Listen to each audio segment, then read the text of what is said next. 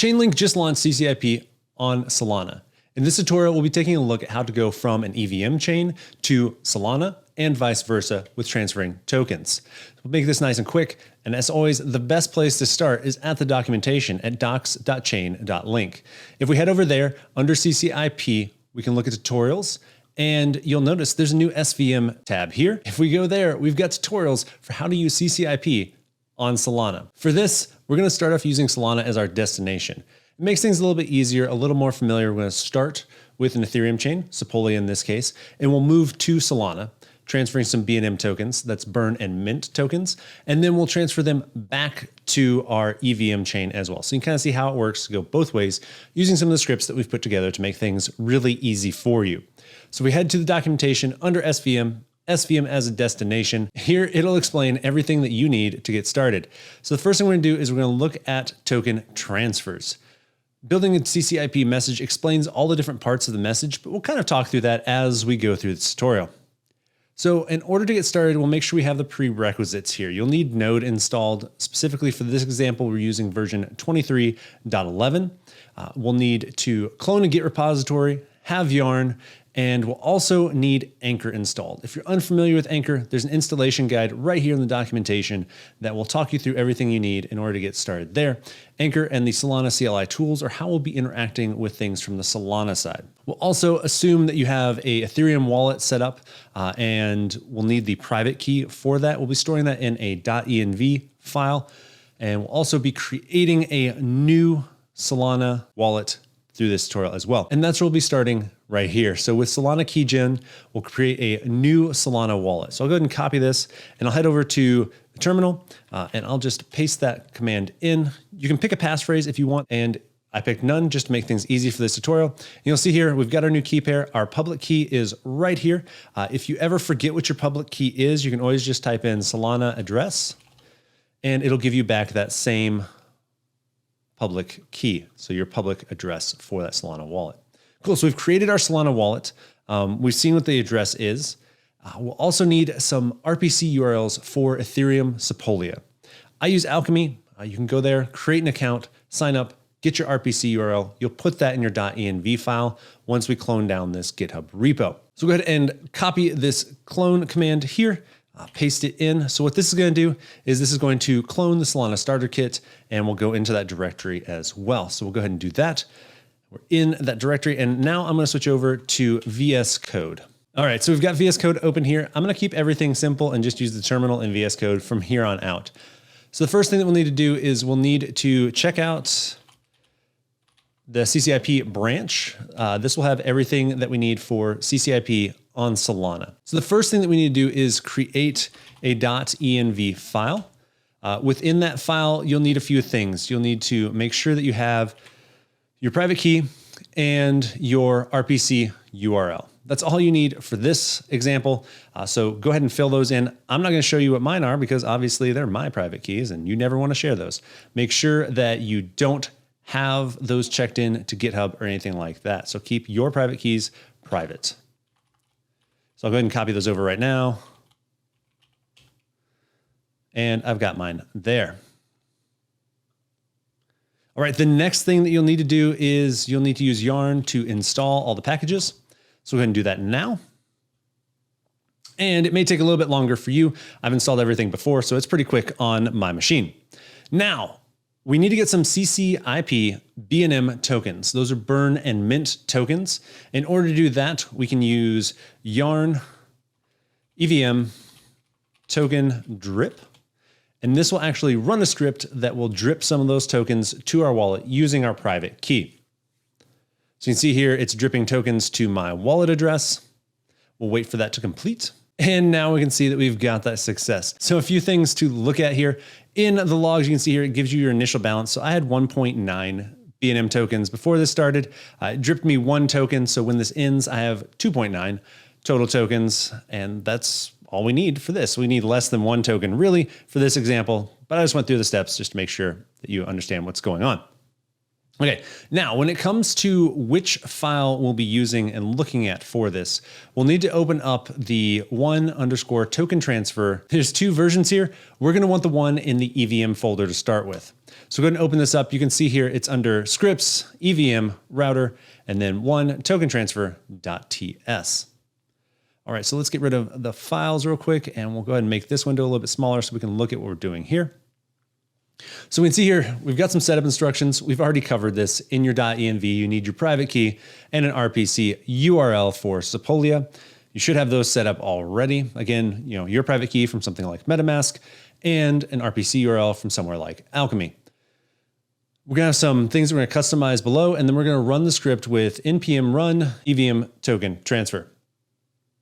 So from here, there's a few things that you can do to override the built-in variables for fee tokens, receivers, amounts, everything like that. Compute units is kind of like Solana's version of gas, if you're familiar with that in the EVM space. And then we have our log level as well. So when we're sending tokens in between these two, our compute unit should be 0 because all we're doing is just directly sending it to the receiving wallet. We're not gonna do any sort of computation. We're just sending tokens to a wallet. Our receiver should be our public key from our Solana wallet that we created. And then the data field should be set to nothing, a 0x, and the allow out of order executions should always be set to true. So what are all these things that I'm talking about? If we scroll down just a little bit, we can see here the message config. So within that, we've got our amounts for our BNM tokens. So this is gonna be 0.1 tokens that we're sending. We can go ahead and make that 0.2 if we wanted to. We can change the amount right here. The reason it's got so many zeros is again because we have to account for those decimal places. We have our fee token is going to be that link token. Our data is that 0x that I mentioned. Compute units is 0. Allow out of order execution is true. You want to make sure that's always set to true. This has to do with the order of things that are being executed by CCIP. If anything ever got out of order, you want it to be able to go through. Otherwise, you'll just be stuck and you'll never be able to send those transactions through. And then the token receiver. So this is what you're going to want to change. You want to change this to your Solana address, right? So if you remember, we had our Solana address here. I'll go ahead and copy mine. Yours will be different. Give this file a save, and then we should be ready to go, right? We've changed everything that we need. So now we can run yarn EVM transfer, and this will call this script and run it for us. So we run this, it's going to do a bunch of stuff. The logs are going to tell us everything that's going on here. You can see here, it's getting our router address, it's creating the client, it's checking how much ETH we have, how much BNM tokens we have, how much we want to transfer. Then it's getting all the information for the source chain when it comes to CCIP, and it's giving us the token receiver, the fee token. So the first thing that's going to do is make sure that it's approved the link token and CCIP BNM tokens for this script to be able to use them. So you can see that's what's happening here. Once that's approved, it'll go ahead and then send the message. And each of these takes a little bit of time because we're actually waiting for transactions to be verified and completed on Ethereum Sepolia at this point, right? So we need to approve spending of those tokens. We need to actually send that CCIP message. And our CCIP message has been sent. You can see here, we've got the CCIP Explorer URL. So if we copy this value and we go to our browser, we go and paste it in here, we can see we are waiting for finality on Ethereum Sepolia. So this will take a little bit for finality to be reached.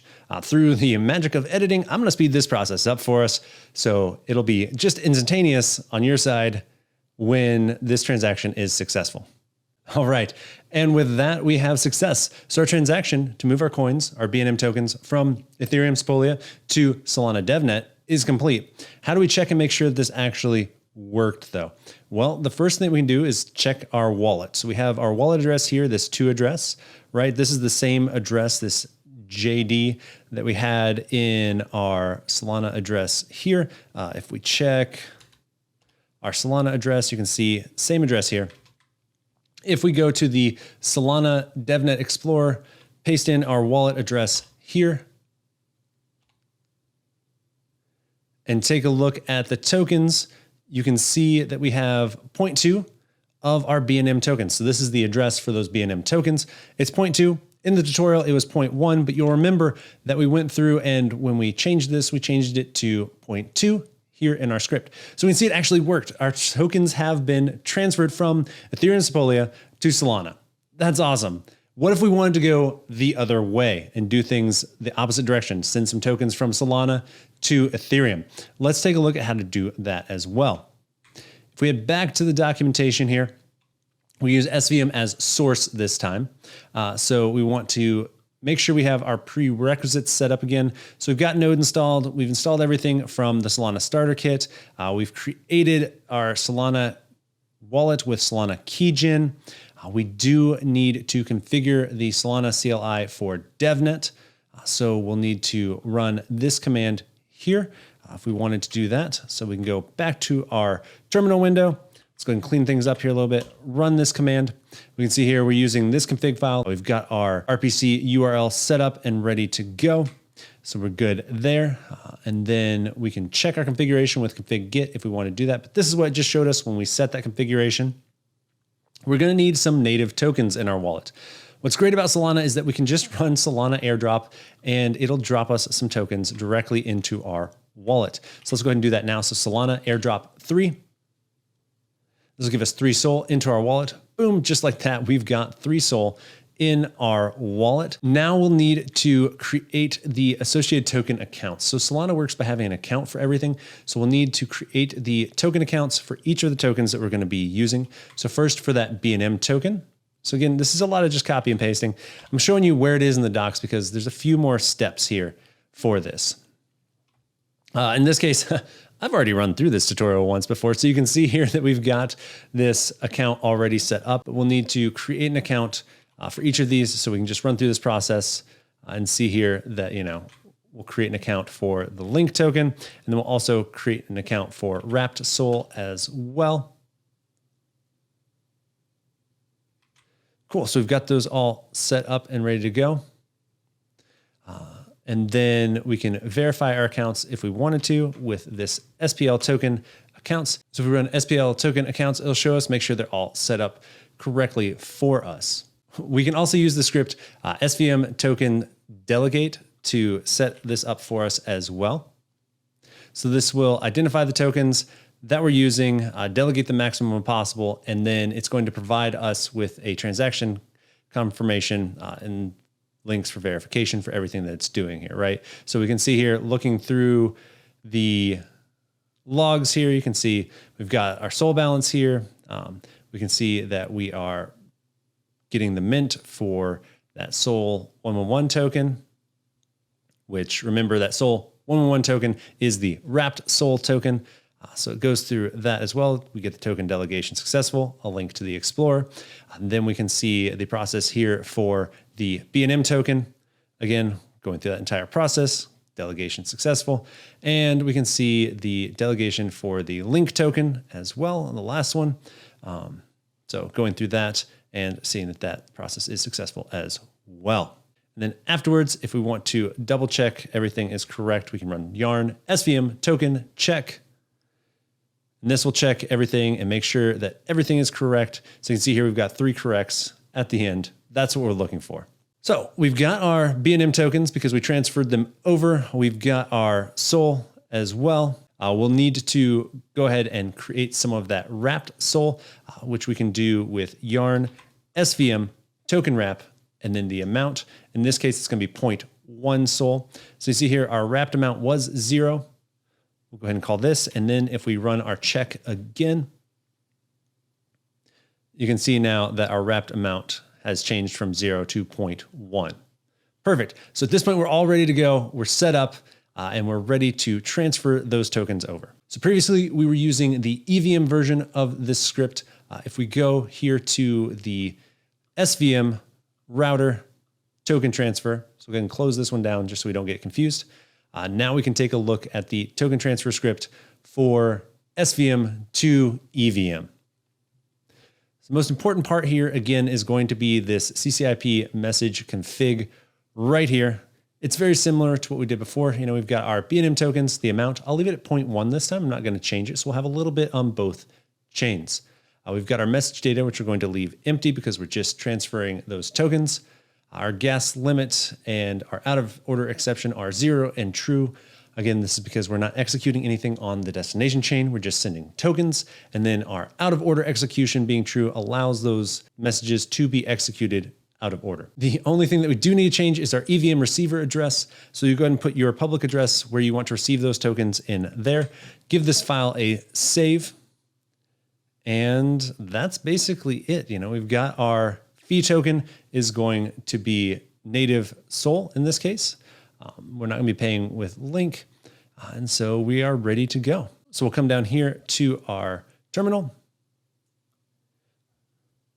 In this case, we'll use Yarn SVM token transfer. Remember last time we used EVM token transfer. Give that a run here, and you can see we're doing a bunch of stuff here. So we've got all these checks, right? We're checking our Sol balance. We've got all of our different router and quoter and remote program IDs on Solana. We've got our destination chain selector and our receiver address. Then we get into actually calculating out those fees. We can see here we've got all of our balance validation is done and ready to go. So we're actually starting the CCIP transaction. Going through here, we can see in the CCIP Explorer, we again have a URL that we can use. So let's take a look at this in the Explorer.